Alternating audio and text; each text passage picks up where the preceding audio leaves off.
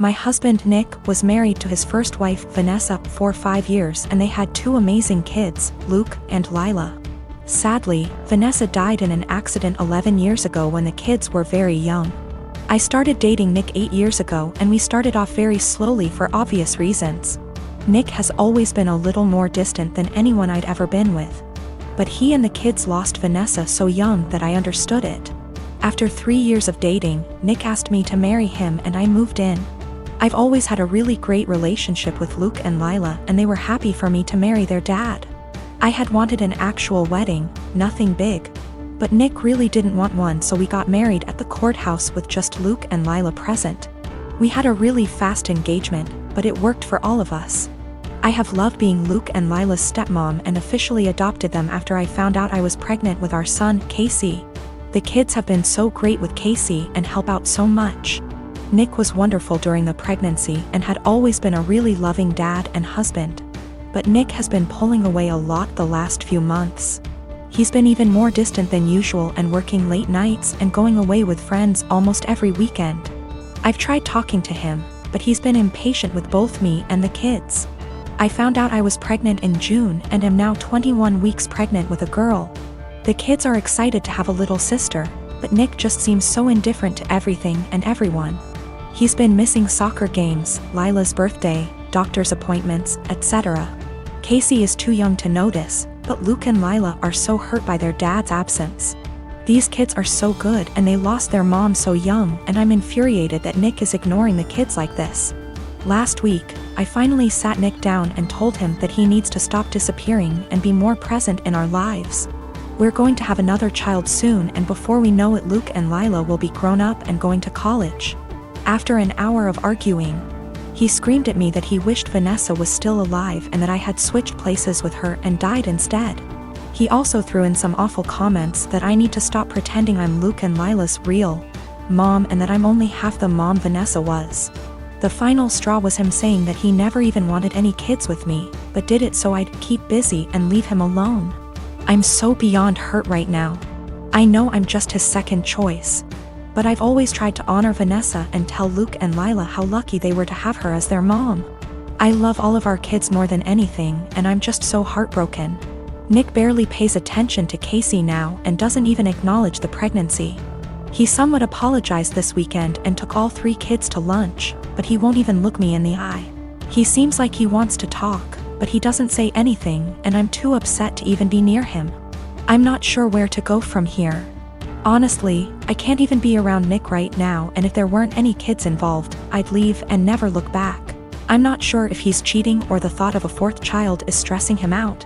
But I'm devastated and not sure how or why I should save this marriage, besides doing it for the kids. I manage a team of employees in a very specialized industry. The employees are hired on 2-year contracts that are mostly automatically renewed. Salaries are fixed for the duration of the contract, but raises are negotiated at time of renewal. There are no non-competes. I have one employee, Sarah, who requested a meeting with me last week to discuss a possible raise. I informed her that it is a little early as her contract won't expire until Jan, and I would be happy to discuss it in November. She told me she would like to discuss it now as her current salary does not reflect the amount of work she is doing. So I set up a meeting with her on Friday and told her I will hear her out. To her credit, she gave well thought out presentation listing the average salary in her field, the extra responsibilities she had to take on, and the extra revenue she was able to generate, etc. In the end, she asked for a 19% raise to stay on. This was a substantial jump, but I thought she made some good points, and, with inflation being what it is, I can sell it to the managing partner that we are locking down a good employee for 2 more years. After the presentation, I told her I will just approve the raise and talk to the managing partner about starting her new contract early. Since the only things we are changing are the salary numbers, we can have the new contract ready for her to sign by Tuesday. She seemed very surprised that I did not try to negotiate and looked a little shell-shocked that the meeting was over so quickly. So anyways, I spent the entire weekend selling the raise to the partners and harassing legal to get the documents ready. However, when I gave her the documents to sign this morning, she asked for another meeting to discuss salary. She informed me that after doing more research over the weekend, her pay is still not reflective of all the work she is doing. At this point I got pretty annoyed and told her that we can discuss in 2 years. I thought that was the end of it, but after lunch she came to my office with 3 offers letters she received from our competitors. One in our city with a salary that is 2 to 3% higher, and 2 from other states that are 8 to 9% higher. She asks for the new salary to at least match the competitor in our city to stay. At this point I got very frustrated and told her that she is now free to work for our competitor, because her contract with us will not be renewed.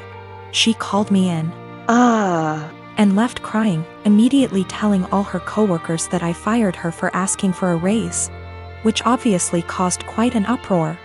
My wife thinks that I am the because I could have just said no. She probably had the other offers for a while and was never going to actually leave. She recommended that I offer her back the new contract.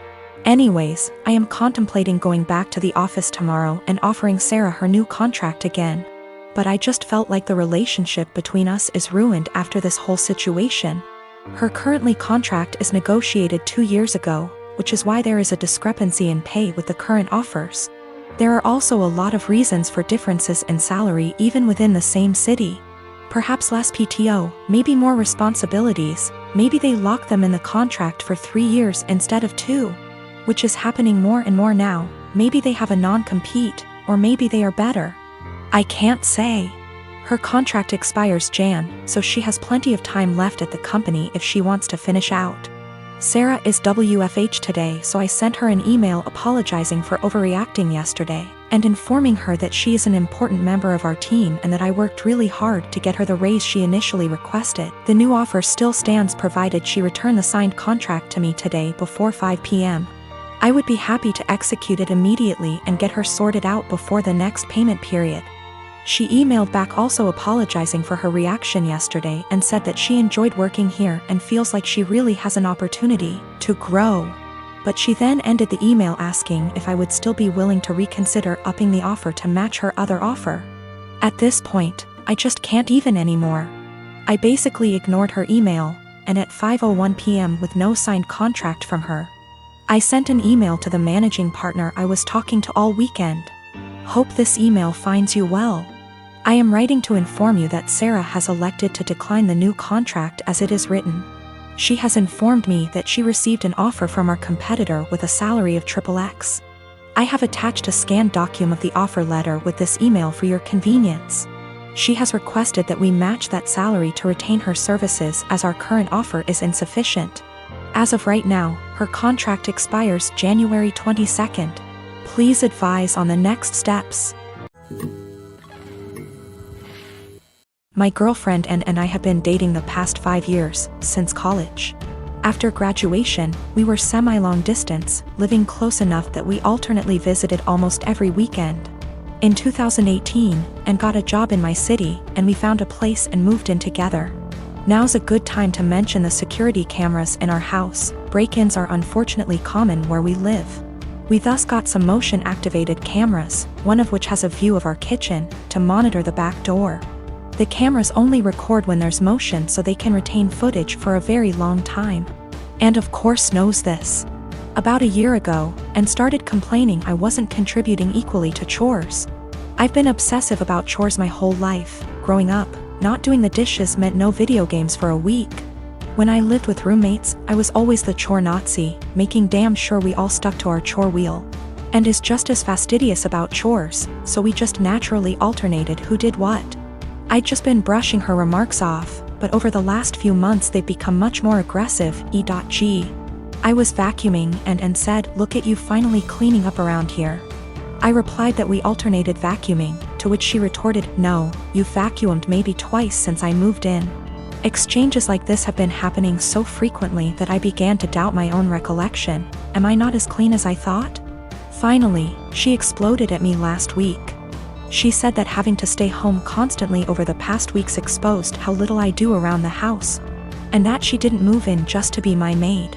Questioning my own sanity, I spent a few hours going through the entire 1.5-year archive of security camera footage, and tallied the exact number of times the kitchen cam caught each of us doing dishes, our cleaning supplies, vacuum, mop, etc. are in the kitchen pantry, so I also tallied up how many times we grabbed cleaning stuff. To my vindication, the tally showed that we indeed split chores equally. She vacuumed / mopped 5 more times than I did. I did dishes 20 more times than she did.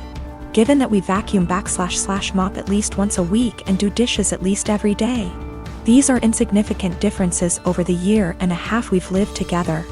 When I confronted Anne, she shrugged off her behavior as remembering things differently, but the real sin here was what I did, which she called an unforgivable violation of her privacy, akin to abusive stalking. She has broken up with me and is trying to move out, although obviously this is difficult due to current circumstances. I'm totally heartbroken, and was the love of my life, and I can't believe she destroyed our relationship like this.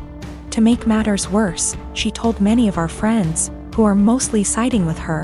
They've been texting me that what I did was creepy, abusive, controlling, invasive, etc. I'm at a loss. I'm beginning to think I'm the one who's off base here. Let me start off by saying my son, Adam, is 22 years old. Back when my ex-wife, Tori, and I were trying for kids, we found out that I was infertile. We decided we'd adopt, then about 4 months later my ex-wife is pregnant. I was thrilled because I thought maybe the doctor made a mistake. No, I was wrong. My ex-wife cheated on me and I didn't find out until 20 years later. Tori told me 2 years ago that she cheated on me. And we did a paternity test to make sure, and well, he's not my biological son. My ex and I divorced a few weeks later.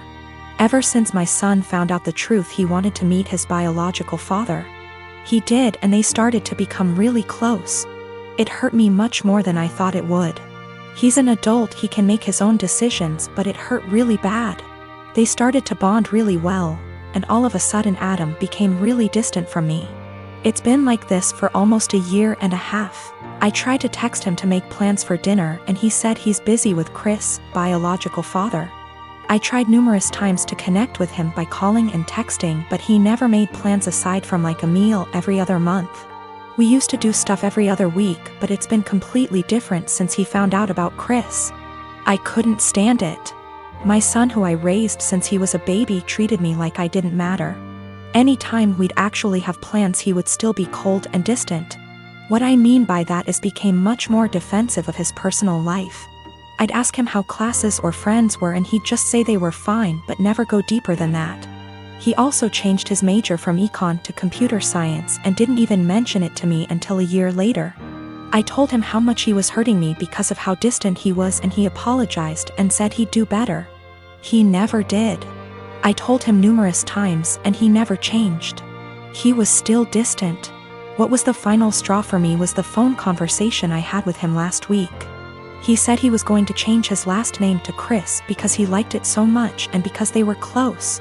I couldn't believe what I was hearing. I told him this. I can't believe you are going to do this. That's really disappointing to me. If you decide to change your last name, go ahead, but if you do that, then I'm no longer your father and I don't want to be involved in your life. He hung up on me. I didn't even bother reaching out because I know he wouldn't respond. I stand by what I said. I meant every word and still do. The last name change to me means he no longer views me as a father and views Chris as his, despite the fact he's 22. My family told me I'm being unreasonable, meanwhile my best friends think it's reasonable. After I found out about Chris, I took a couple of days and didn't speak to my ex-wife or Adam. They didn't contact me.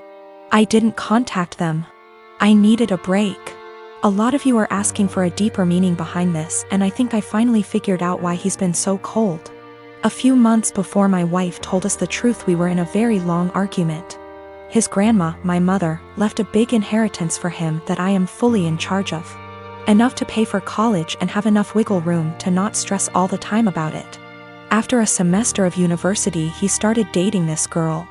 He was head over heels in love with her. I never met the girl, so I have zero clue how she felt about the relationship. Suddenly, after a few months of dating, Adam asked me for about $3,000 to be deposited into his account from the inheritance. I already paid for the semester, so this was odd to me. I asked Adam why he needed the money. He said his girlfriend was having trouble paying for her tuition and asked my son to help. I told him no, because it seemed to me that she was treating him like a piggy bank. He spent over 1K on her in just under a few months. He would constantly talk about how he loved going shopping with her so he could buy her things.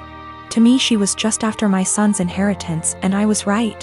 What I said to him was basically this: Adam, you haven't been dating this girl for very long at all, and for me to give you that much money just to spend on her after a few months doesn't sit well with me. That's the money your grandmother left you for your college career, not hers. If you two were more serious, then I would think about it, but I'm not giving you that much money to just give your girlfriend.